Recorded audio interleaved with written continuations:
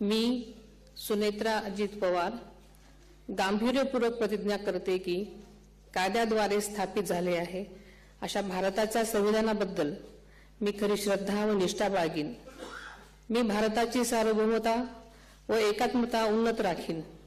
मी महाराष्ट्र राज्याची उपमुख्यमंत्री म्हणून माझी कामे निष्ठापूर्वक व ससद्विवेक बुद्धीने पार पाडेन आणि संविधान व कायदा यानुसार सर्व तऱ्हेच्या लोकांना मी गांभीर्यपणे व निपक्षपातीपणे तसेच कोणाच्याही विषयी ममत्वभाव किंवा आकस न बाळगता न्याय वागणूक देईन।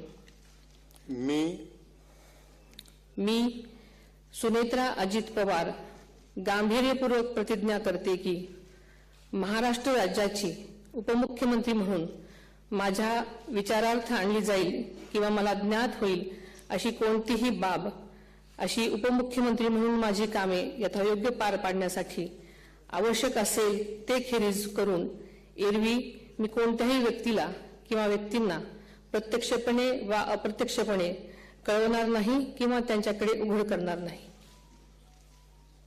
धन्यवाद।